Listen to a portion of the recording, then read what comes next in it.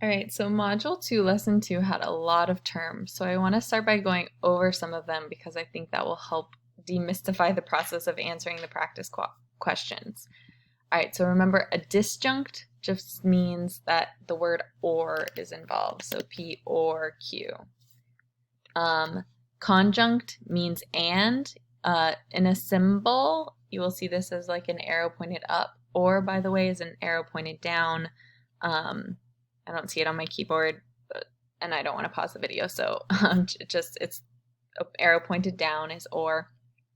A conditional is an if-then statement. It says if antecedent, ante means before, you can remember.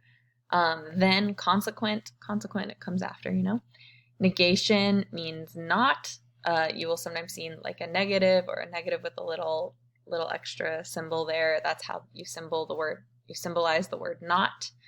And then as I went through the chapter, what I did, and I will put this up for you, but I actually recommend you go through this Module 2, Lesson 2, and make your own form of notes, whatever makes sense for you. For me, it was doing a table with valid forms and invalid forms and naming them all and putting them in standard form so I could remember them all.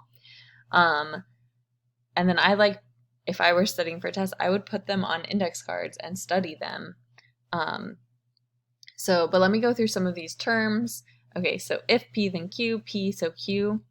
That's these conditional arguments are just named after, right? Like they all start with if P, then Q. So they're named after the second premise. This is saying that the antecedent is true, so it's called affirming the antecedent. This is saying that the consequence is not true, so it's called denying the consequent. These are very famous. They're called modus ponens and modus tollens. It's just Latin. I'm sorry, you just have to memorize that one. This, if P then Q, so Q, that's affirming the consequent. That's an invalid form. If P then Q, not P, so not Q, that's denying. Again, it's just named after that. It's denying the antecedent, and that is an invalid form. Hypothetical syllogism. The word syllogism just means an argument that has two premises and a conclusion. It's just a very common type, and they named it a syllogism. A hypothetical syllogism is one that only has conditionals in it. So if P then Q, if Q then R, if P then R. You can kind of see that, right? Like if then kind of hypothetical. I see a connection there, but just memorize it if you don't. And now you know what syllogism means, so it'll at least help you. Dilemma, actually, let me just skip down to another, right? Disjunctive syllogism. Syllogism, again, it means there's two premises and a conclusion. And a disjunctive syllogism is just the most common form of an argument with two premises and a conclusion that has a disjunction in it, right? Disjunction is or. So P or Q, not P, so Q. I like the term denying a disjunct because it just makes sense to me, but your book calls it disjunctive syllogism, which it is called.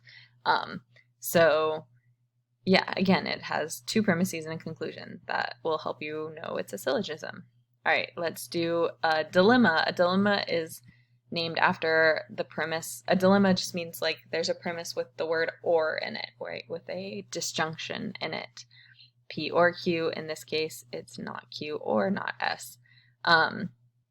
So a constructive dilemma, we can see that this is saying P or Q is right. So it's constructive, and it's like if you look at the one with the word or in it, it's saying it's true, so it's constructive dilemma because it contains that premise with or. Destructive dilemma is going to have a premise. It has the word or, but in this case it's saying either Q or S is not true. That's the destructive part, to remember that. All right, we already did disjunctive syllogism, and then I think we can skip the others for now. I think you've got the idea. Okay, finally to the problem set. The way I like to do this is to literally just put it into symbolic form and figure out what that form is. The government must either raise taxes or cut spending for education. So P or Q. If the government raises taxes, then, so if P, then citizens will be unhappy. Let's call that R. So if P, then R. but they will also be unhappy if spending for education is cut. Remember, spending for education is Q. So if spending for education is cut, it will also be R. So if Q, then R. So R. We can see that this is named dilemma. So this is a constructive dilemma, right? We see this P or Q, and it's saying P or Q is true. That's the constructive dilemma. Or just, memorize or look at this handy chart over here. So number 4, if Lyme disease is recognized at an early stage, antibiotics can halt its progress. So if P, then Q. If antibiotics half the progress of Lyme disease, then the patient can recover completely. So that was our Q. If Q, then something new, R. So if Lyme disease is recognized at an early stage, that was what we named P, then the patient can recover completely. So if P, then R. This is a hypothetical syllogism. It's completely made of conditionals, if-then statements, and there's 2 premises and a conclusion. That makes it a syllogism. This one was a little tricky, but remember, plain English does not always perfectly translate. We have to see what is the best way to translate and translate English words into a symbolic form. And so either you will buy a lottery ticket or you won't win the lottery. What I translated that to is, if you don't buy a lottery ticket, then you won't win the lottery, because I think it was the clearest way to translate it. But surely you won't win the lottery. So Q is true, because Q means won't win the lottery. So you'll not buy a ticket. So not P.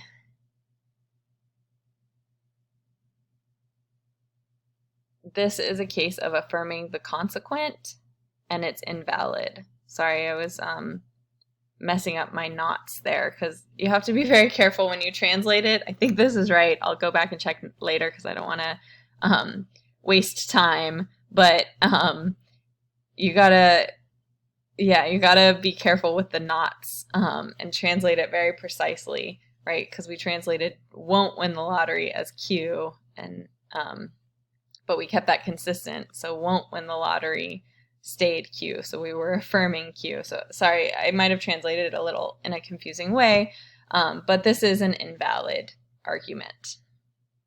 All right.